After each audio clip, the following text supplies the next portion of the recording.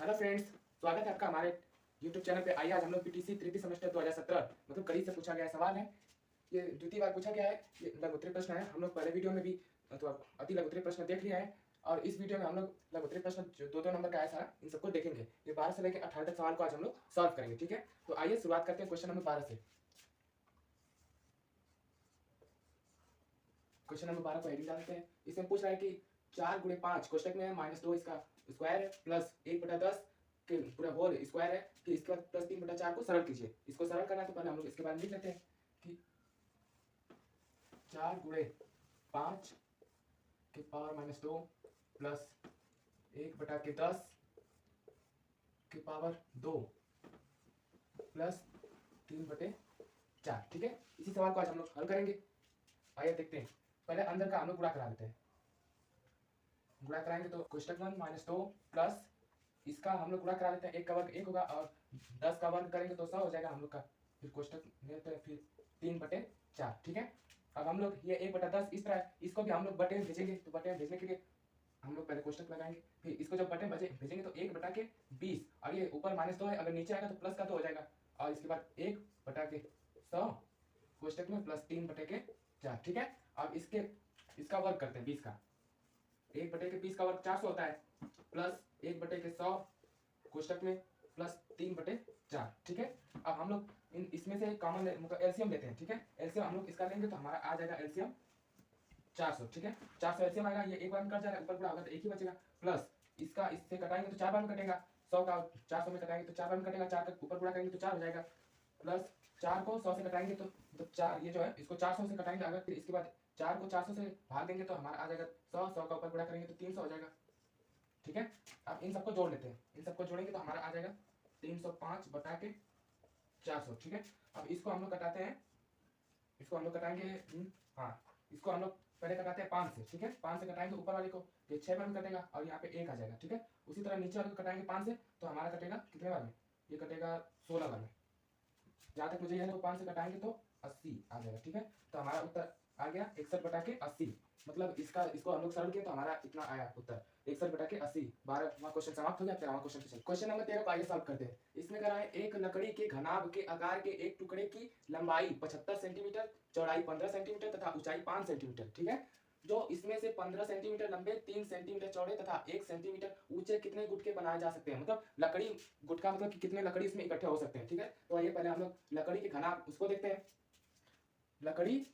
लकड़ी के घनाभ के आकार के, घनाभ के आकार की है तो यहाँ पे हम लोग लिख सकते हैं घनाभ के आकार के, घनाभ। ठीक है, घनाभ के आकार के तो इसका हमें दे दिया, लंबाई भी दे दिया, चौड़ाई भी दे दिया, ऊंचाई भी दे दिया। तो हम लोग इसका आयतन निकाल लेते हैं। तो घनाभ का आयतन, आयतन। ठीक है, ये लकड़ी का बात हो रही, लकड़ी का, लकड़ी। ठीक है, इसका आयतन हम लोग जानते हैं लंबाई गुणे चौड़ाई गुणे ऊंचाई। ठीक है, इसी में हम लोग ये सब मान को रखेंगे। आइए रख लेते हैं इसका मान 75 गुणे 15 गुणे 5। ठीक है, इन सबका हम लोग गुणा कराएंगे। 75 गुणे 15 गुणे 7। ठीक है, इतना घन सेंटीमीटर होगा, घन सेंटीमीटर।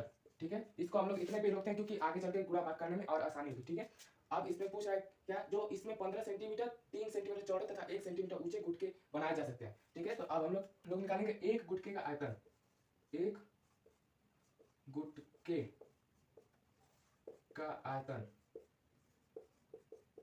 ठीक है, इसको हम लोग कैपिटल मान स्मॉल मान लेते हैं, लंबाई गुणे चौड़ाई गुणे ऊंचाई। ठीक है, इसमें हम लोग इसका मान रखते हैं, यहाँ से आ जाएगा मान 15 गुणे 3 गुणे 1। ये घन सेंटीमीटर है, सेंटीमीटर। अब हम लोग क्या करेंगे कि अब कितने गुटके बनाए जा सकते हैं, अब गुटकों की संख्या निकालेंगे। ठीक है, तो यहाँ पे लिखेंगे कुल गुटकों की संख्या बराबर लकड़ी, लकड़ी जो घनाभ आकार की है, घनाभ का आयतन, आयतन बटा के एक गुटके का आयतन, एक गुटके का आयतन। ठीक है, ये वाला फार्मूला हम लोग लगाएंगे और इससे हम लोग का कितने गुटके बन रहा है ये भी पता चल जाएगा। गुटकों की संख्या बराबर कोष्टक लेंगे, फिर इसको उतारेंगे 75 गुणे 15 गुणे 5 बटा के अब हम लोग इसको उतार लेते हैं 15 गुणे 3 गुणे 1 ठीक है।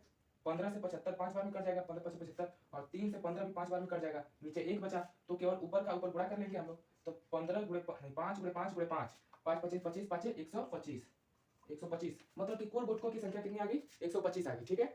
मतलब इसमें जो गुटके कितने बनाए जा सकते हैं ना तो उसकी संख्या 125 आ गई ठीक है। अब हम लोग क्वेश्चन नंबर 14 क्या कर रहा है 15 तो x की घात पे 4 है प्लस 3x स्क्वायर माइनस 18 का गुणनखंड ज्ञात कीजिए मतलब गुणनखंड इसका हम लोग को निकालना है ठीक है। 15x की घात पे 4 है प्लस 3x स्क्वायर माइनस 18 इसका गुणनखंड निकालना है तो पहले हम लोग लिख लेते हैं प्रश्न को 15x की घात 4 फिर प्लस 3x स्क्वायर माइनस 18 ठीक है। ये सवाल है इसको हम लोग सॉल्व करते हैं गुणनखंड निकालते हैं तो पहले हम लोग इसमें से ना 3 कॉमन ले रहे हैं क्योंकि ये भी 3 से कट रहा है ये भी 3 से कट रहा है और ये भी 3 से कट रहा है जो तीनों मतलब तीनों फॉर्म कर रहे हैं एक ही वैल्यू से तो उसको कॉमन ले लेते हैं हम लोग 3 कॉमन ले लेंगे तो यहाँ पे बड़ा कोष्टक लगा देंगे और 3 से 15 काटेगा 5 बार में 5 की घात 4 आ जाएगा प्लस ये 3 से 3 कट गया बचा x स्क्वायर माइनस ये 18 3 से कटेगा 6 बार में कोष्टक बंद ठीक है। अब इसके बाद 3 बाहर ही रहेगा अंदर कोष्टक में इसका गुणा इसमें कर लेते हैं तो 5 का गुणा 6 में करेंगे तो 6 5 30 हो जाएगा 30 हो जाएगा तो हम लोग ऐसा फैक्टर बनाए कि गुणा करने पे 30 हो और घटाने पे x मतलब 1 आना चाहिए ठीक है। तो ऐसा कोई फॉर्म हमें मिल रहा है तो हाँ 6 और 5 मिला 6 5 30 हो जा रहा है और 6 में से 5 घटाएंगे तो 1 बचेगा तो इसको इस तरह लिख लेंगे 5x की घात 4 plus 6x square minus 5x square minus 6 ठीक है।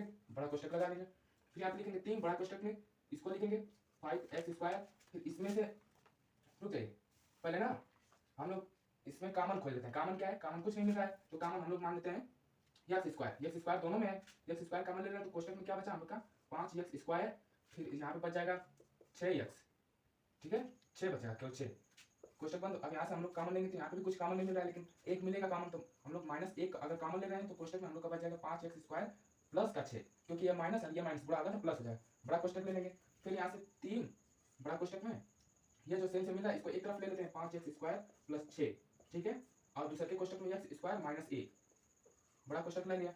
अब इसका हम लोग ना वो a square minus B square वाला यहाँ पे फार्मूला लगा सकते हैं क्योंकि इसके घात भी 2 लगाएंगे तो एक का वर्ग एक ही होता है तो यहाँ पे a square minus B square का फार्मूला लगा देंगे तो हम लोग जानते हैं a square minus B square का फार्मूला क्या होता है 5x स्क्वायर प्लस 6 ये और इसका फार्मूला हम लोग जानते हैं a square minus B square का फार्मूला तो यहाँ पे लिख लेंगे x प्लस 1 एक कोष्टक में x माइनस 1 एक कोष्टक में कोष्टक 1 ठीक है।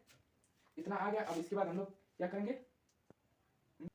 ठीक है इतना आ गया तो ये इसका उत्तर हो जाएगा 14वें क्वेश्चन का ये उत्तर हो गया। अब हम लोग चलते हैं 15वें क्वेश्चन पे इसमें कह रहा है 400 रुपए का 4% वार्षिक ब्याज की दर से 2 वर्ष का चक्रवृद्धि ब्याज ज्ञात कीजिए मतलब हमें मूलधन दे दिया 400 रुपए और ये दर भी दे दिया 4% वार्षिक ब्याज की दर से 2 वर्ष का चक्रवृद्धि ब्याज ज्ञात करना हम लोग को चक्रवृद्धि ब्याज निकालना है तो इसके पहले चक्रवृद्धि ब्याज पर हम लोग मिश्र धन निकालेंगे तभी ना चक्रवृद्धि ब्याज निकल पाएगा तो आइए पहले हम लोग मिश्र धन निकालते हैं। हम लोग को पहले क्या दिया है मूलधन जिसको हम लोग पी से दर्शाते हैं हम लोग को दे दिया कितना 400 रुपए ठीक है और इसके बाद 4% जो आर का मान है मतलब दर दे दिया है 4% दर दे दिया है और इसके बाद क्या दिया है समय मतलब इसको यम से दर्शाएंगे ठीक है समय को दे दिया है 2 वर्ष दे दिया है। अब हम लोग जानते हैं सूत्र मिश्र धन का मिश्र धन बराबर मूलधन को तो पी से दर्शाते हैं पी फिर कोष्टक में आ जाएगा 1 प्लस आर बाई 100 कोष्टक 1 फिर यन ये इसका सूत्र होता है मिश्र धन का यही फार्मूला था इसी फार्मूले में हम लोग लगाएंगे सूत्र सवाल को मिश्र धन को हम यस आई से डिनोट करते हैं इसको ए से डिनोट करते हैं ठीक है। ए बराबर पी का मान दे दिया 400 कोष्टक में 1 प्लस आर का मान 4 दिया है बटा के 100 फिर इसके घात दे दिया हम लोग को कितना यन का मान 2 दे दिया ठीक है। इसी को सॉल्व करेंगे हम लोग तो यहाँ पे आ जाएगा 400 कोष्टक में इससे इसको कटा देना है तो 1 प्लस 1 बटा के 25 की घात 2 और यहाँ से आ जाएगा 400 और इसका 25 का इसमें गुणा करेंगे तो 25 का गुणा 25 ही होता है 1 कम 25 तो ये 25 में 1 जोड़ देंगे 26 बटा के 25 की घात 2 ठीक है। यहाँ पे इसका वर्ग कर लेते हैं तो यहाँ पे आ जाएगा 400 और गुणे 26 का वर्ग तो सभी लोग जानते हैं 676 होता है और 25 का वर्ग सबको पता है 625 होता है ठीक है। हम लोग अब इसको इससे कटाते हैं 25 से दोनों को कटाएंगे ये भी इसको भी 25 से और इसको भी 25 से कटाएंगे तो ये 25 बार में कट जाएगा और इसको कटाएंगे 25 से तो 16 बार में कटेगा ठीक है। और इसका गुणा इसमें करेंगे तो हम लोग का आएगा जो उत्तर पहले कितना आएगा यहाँ पे जो हो रहा है 10,876 है ना तो यहाँ पे 7 नहीं रहेगा यहाँ पे 1 हो जाएगा क्योंकि गुणा करेंगे तो हम लोग का इतना ही आ रहा है 16 का गुणा 676 करेंगे तो 10,816 आ रहा है ठीक है। और बटे में हम लोग कर देंगे 25 को ठीक है ये इसको कर दिए फिर इसके बाद हम लोग इसको कटाएंगे अब इसको 25 से इसको कटाएंगे हम लोग भाग देंगे इसमें तो हमारा उत्तर आएगा 432.6 4, ठीक है। ये आ जा रहा है, तो ये हम लोग का अभी मिश्र घन आया, ठीक है। अब हम लोग मूलधन निकालेंगे, तो मूलधन का फार्मूला अब इसको यहाँ पे मिटा देते हैं। क्या निकालना है? चक्रवृद्धि ब्याज निकालना है, तो चक्रवृद्धि ब्याज इसका फार्मूला आता है मिश्र धन माइनस मूलधन,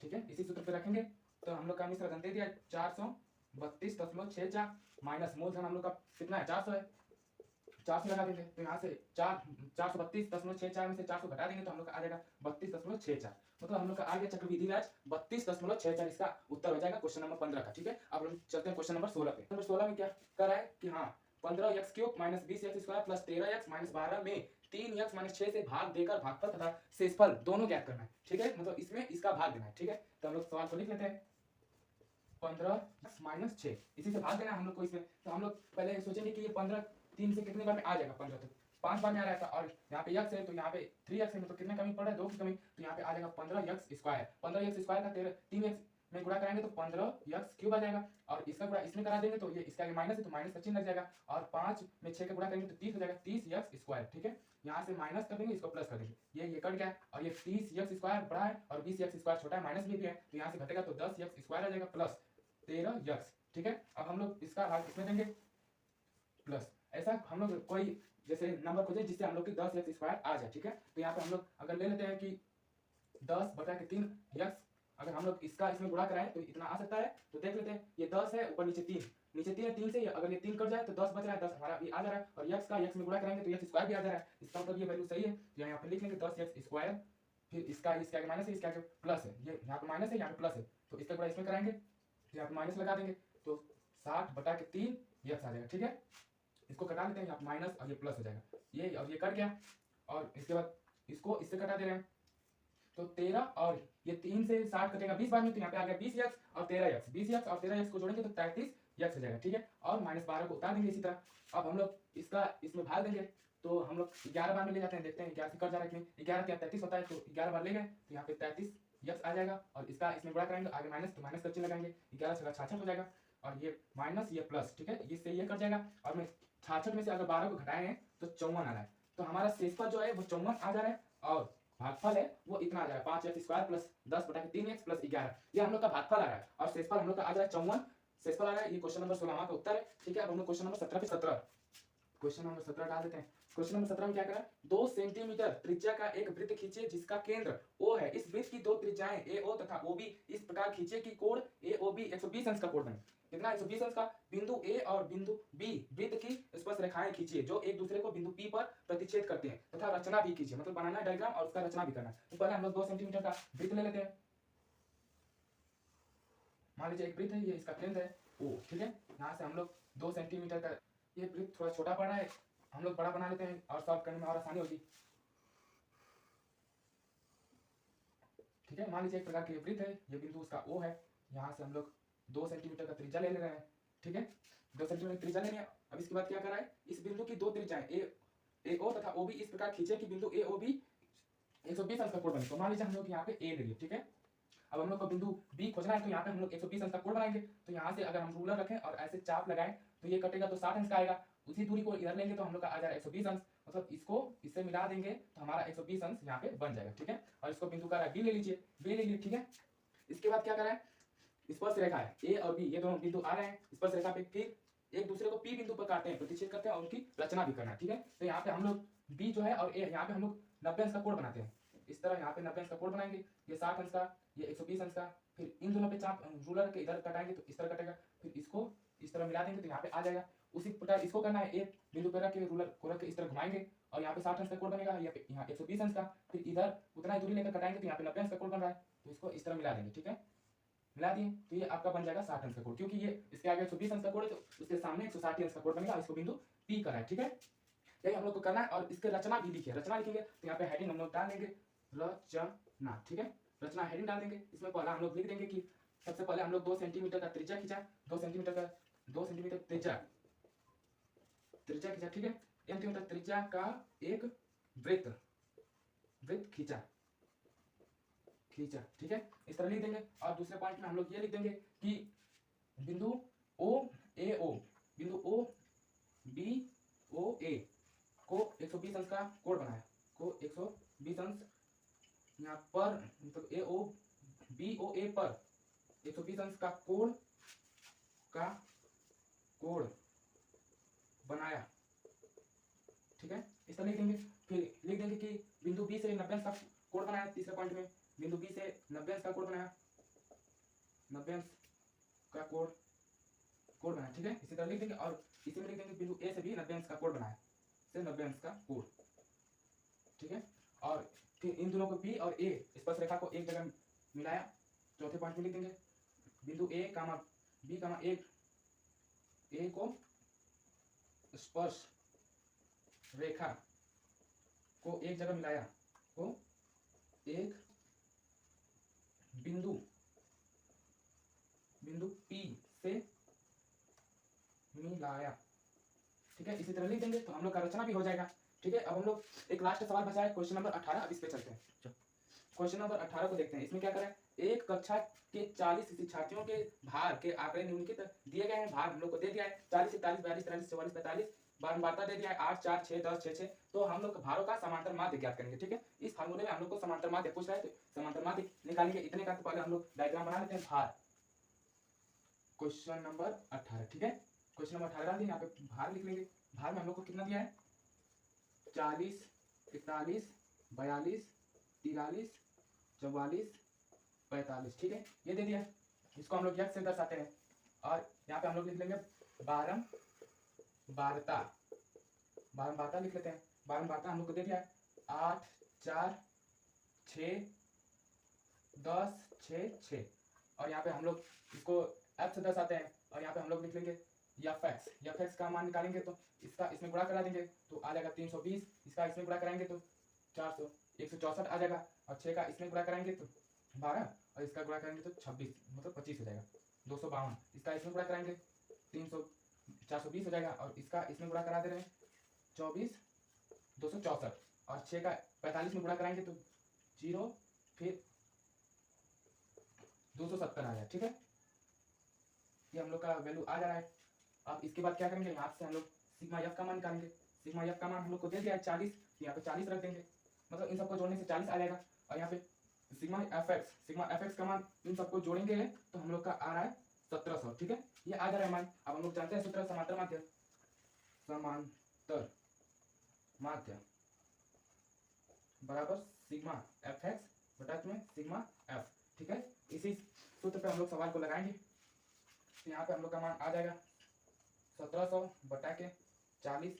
इसको हम लोग कटाएंगे तो हमारा उत्तर आ जाएगा 42.5, ठीक है।